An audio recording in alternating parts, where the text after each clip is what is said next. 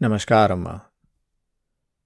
ગયા અધ્યાયમાં આપણે સાંભળ્યું કે ભગવાન બે જુદા પ્રકારના ભક્તોના ઘરે ગયા છે અને જુદા જુદા ભક્તો ભગવાન પાસે કેવી ખેવના રાખે છે. ભગવાન પ્રથમ કુબજાના ઘરે ગયા છે અને કુબજાની બધી જ ઈચ્છા એ વિષય ભોગની છે. એની અંદર પદાર્થ ભાવ ભરેલો છે.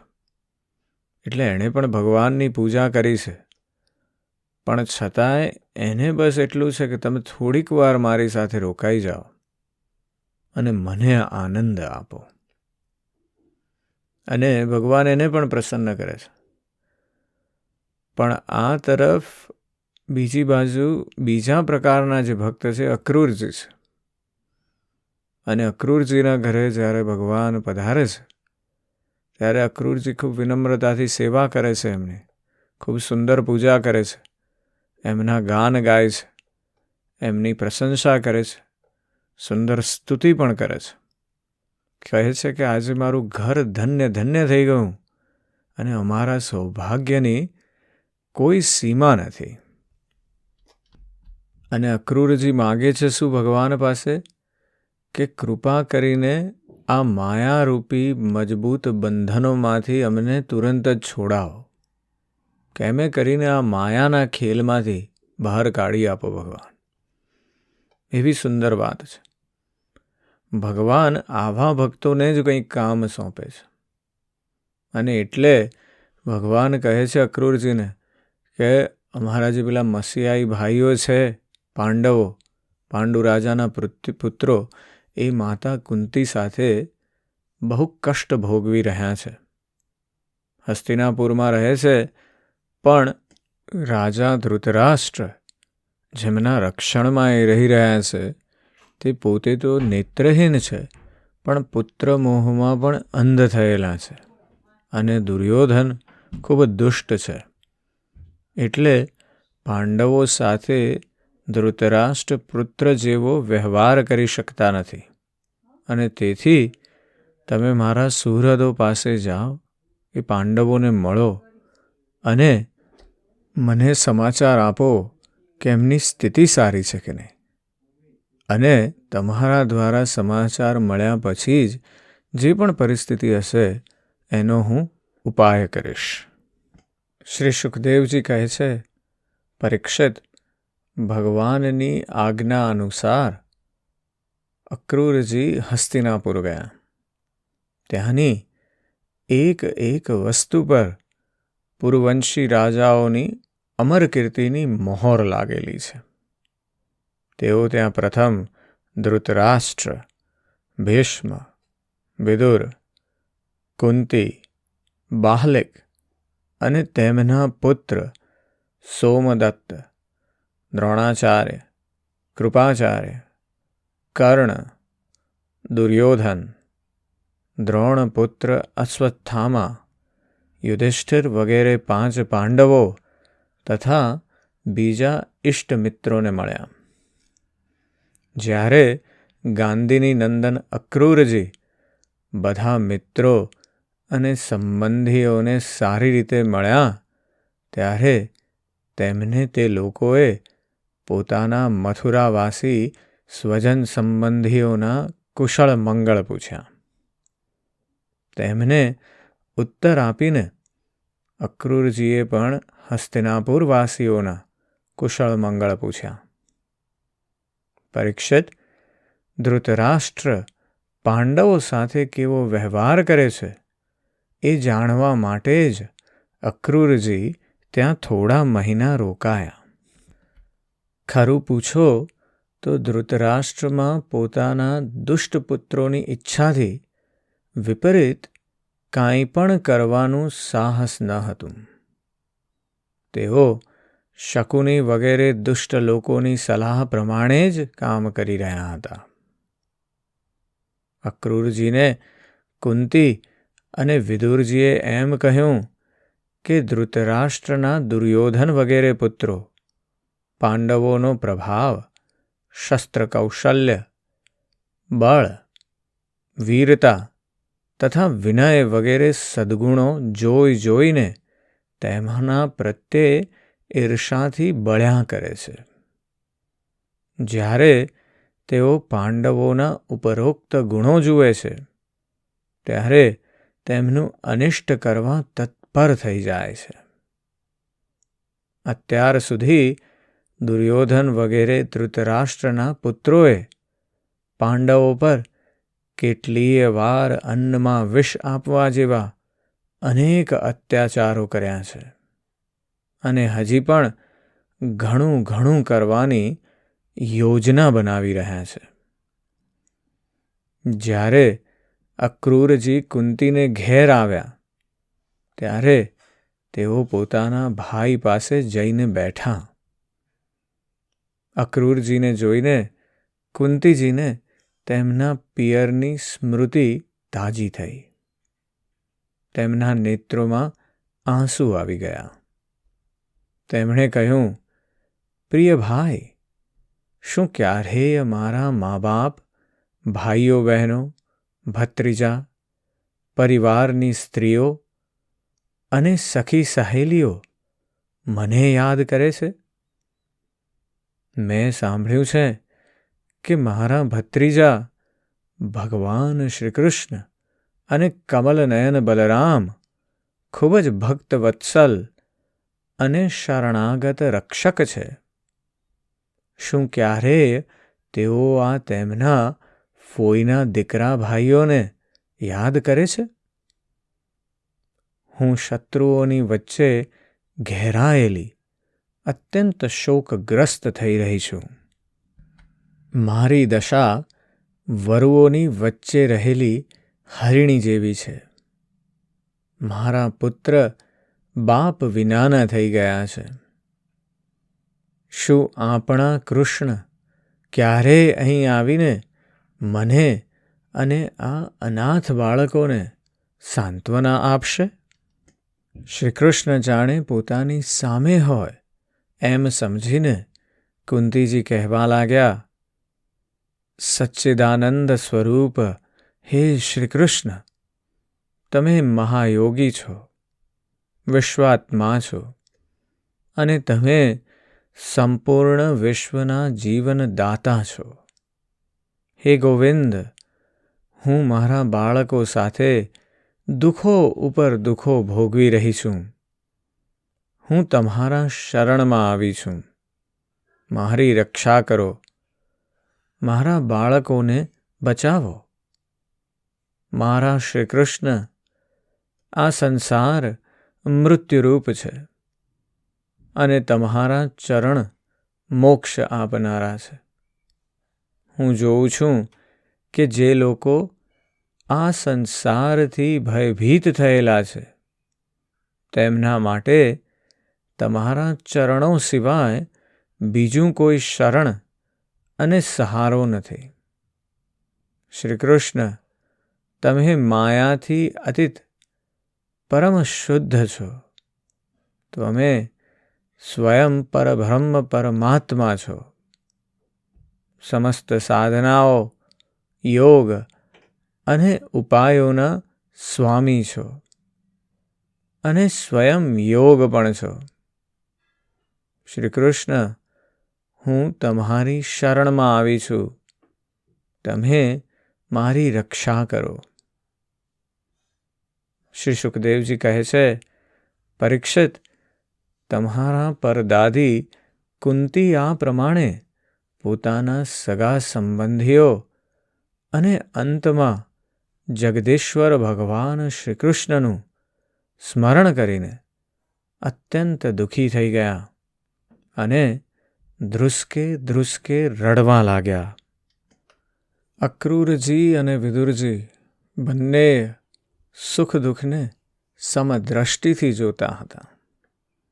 બંને યશસ્વી મહાત્માઓએ કુંતીને તેમના પુત્રોના જન્મદાતા ધર્મ, વાયુ વગેરે દેવતાઓની યાદ અપાવીને કહ્યું કે તમારા પુત્રો અધર્મનો નાશ કરવા માટે જ પેદા થયા છે. આ પ્રમાણે સમજાવીને તેમને સાંત્વના આપી. અક્રૂરજી મથુરા જવા રવાના થતાં પહેલાં રાજા ધૃતરાષ્ટ્ર પાસે ગયા. અત્યાર સુધીમાં એ સ્પષ્ટ થઈ ગયું હતું કે રાજા પોતાના પુત્રોના પક્ષપાતી છે અને ભત્રીજાઓ સાથે પોતાના પુત્રો જેવો સારો વર્તાવ કરતા નથી. હવે અક્રૂરજીએ કૌરવોની ભરી સભામાં શ્રીકૃષ્ણ અને બલરામજી વગેરેનો હિતકારી સંદેશ કહી સંભળાવ્યો. અક્રૂરજીએ કહ્યું, મહારાજ ધૃતરાષ્ટ્રજી, તમે કુરુવંશીઓની ઉજ્જવળ કીર્તિને હજી પણ આગળ વધારો. તમારે આ કામ વિશેષ રૂપે એટલા માટે કરવું જોઈએ કે તમારા ભાઈ પાંડુ પરલોક સિધાવી ગયા પછી હવે તમે રાજ્ય સિંહાસનના અધિકારી બન્યા છો. તમે ધર્મપૂર્વક પૃથ્વીનું પાલન કરો. પોતાના સદવ્યવહારથી પ્રજાને પ્રસન્ન રાખો અને પોતાના સ્વજનો સાથે સમાન વર્તાવ રાખો. આવું કરવાથી જ તમને આ લોકમાં યશ અને પરલોકમાં સદગતિ પ્રાપ્ત થશે. જો તમે આનાથી વિપરીત આચરણ કરશો તો આ લોકમાં તમારી નિંદા થશે અને મૃત્યુ પછી તમારે નરકમાં જવું પડશે. તેથી તમારા પુત્રો અને પાંડવો સાથે સમાનતાનો વ્યવહાર રાખો. તમે જાણો જ છો કે આ સંસારમાં ક્યારેય ક્યાંય કોઈ કોઈની સામે હંમેશા રહી શકતું નથી. જેમની સાથે જોડાયેલા છીએ તેમનાથી એક દિવસ છૂટા પડવું પડશે જ. રાજન, આ વાત આપણા શરીર માટે પણ 100% સાચી છે. છતાં પત્ની, પુત્ર, ધન વગેરેને છોડીને જવું પડશે. એમાં તો કહેવાનું જ શું હોય. જીવ એકલો જ જન્મે છે અને મૃત્યુ પછી એકલો જ જાય છે. પોતાના કર્મોનું પાપ પુણ્યનું ફળ પણ એકલો જ ભોગવે છે. જે પત્ની પુત્રોને આપણે પોતાના સમજીએ છીએ તે તો અમે તમારા પોતાના છીએ. અમારું ભરણ પોષણ કરવું એ તમારો ધર્મ છે. આવી વાતો કરીને મૂર્ખ મનુષ્ય અધર્મથી એકઠા કરેલા ધનને લૂંટી લે છે. જેમ જલમાં રહેવાવાળા જંતુઓના સર્વસ્વ જલને તેમના જ સંબંધીઓ ચાટી જાય છે.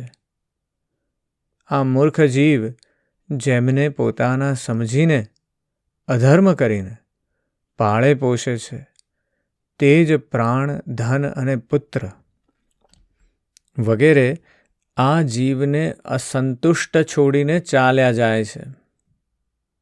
જે પોતાના ધર્મથી વિમુખ છે, સાચું પૂછો તો તે પોતાનો લૌકિક સ્વાર્થ પણ જાણતો નથી.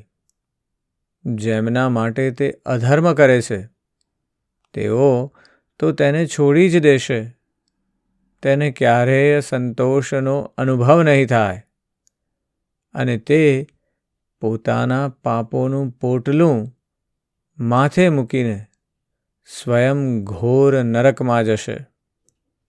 તેથી મહારાજ, આ વાત સમજી લો કે આ દુનિયા 4 દિવસની ચાંદની છે, સ્વપ્નનો ખેલ છે, જાદુનો તમાશો છે અને છે માત્ર મનોરાજ્ય.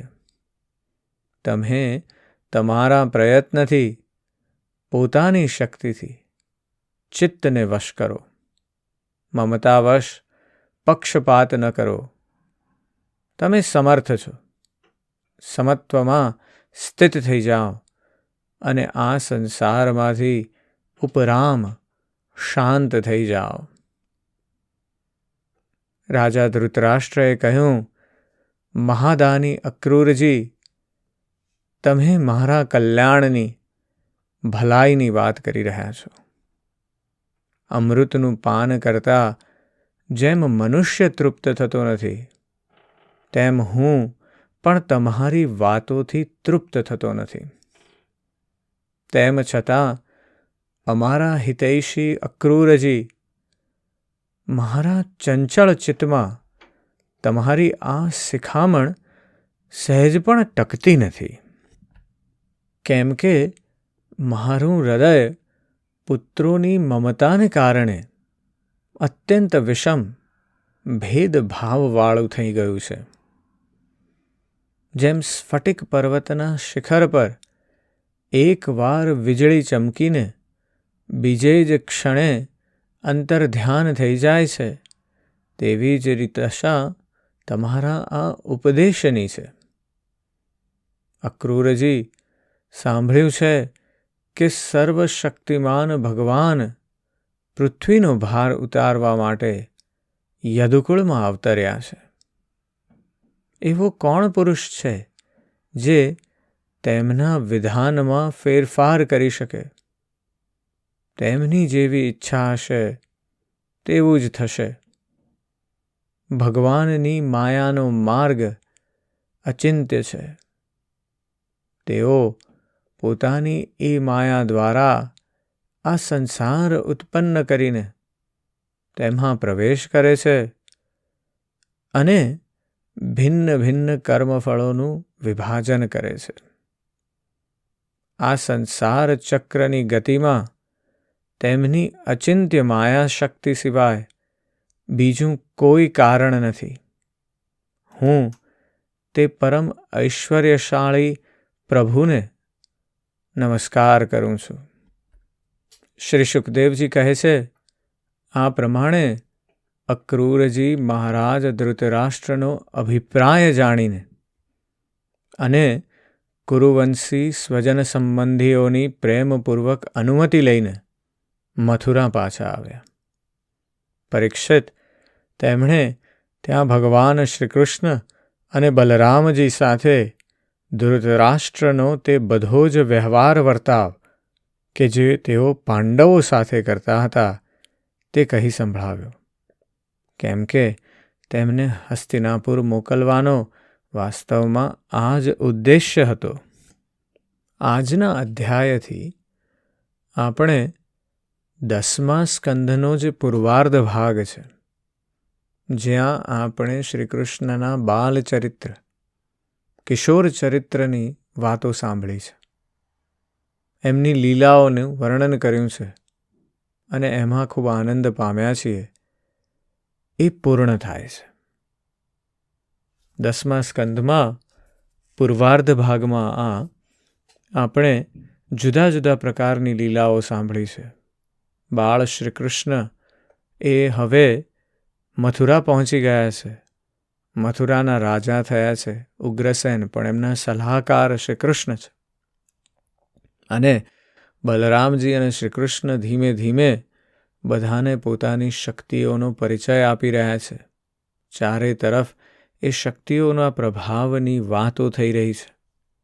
અને એ સમયે ઉત્તરાર્ધની શરૂઆત માટે પૂર્વાર્ધના છેલ્લા અધ્યાયમાં ભગવાન શ્રી કૃષ્ણએ અક્રૂરજીને મોકલ્યા છે હસ્તિનાપુરમાં, ધૃતરાષ્ટ્રના રાજ્યમાં, કે મારા મસિયાઈ ભાઈઓ જે છે એમની સાથે સારું વર્તન તો થઈ રહ્યું છે ને, કારણ કે એમના પિતા નથી પાંડુ, એટલા માટે તેઓ અનાથ છે. ભગવાનની હવે યૌવન અવસ્થાની લીલાઓની વાત આપણે આવતા અધ્યાયથી કરવી છે. પણ આજના અધ્યાયમાં આપણે એ પણ જાણ્યું કે ભગવાન આપણી પાસે ન હોય છતાંય આપણો ખ્યાલ રાખે જ છે. આપણે એ ધ્યાન રાખવાનું છે કે આપણે એમના તરફ જો તન્મયતા દેખાડીશું તો એ જરૂરથી આપણી તરફ પણ જોઈ જ રહ્યા છે અને આપણને મદદ કરવા સતત તત્પર છે. આપણી તૈયારી હોવી જોઈએ. એના વિશે જરૂરથી ચિંતન કરજો. આજે બસ આટલું જ. જય શ્રી કૃષ્ણ.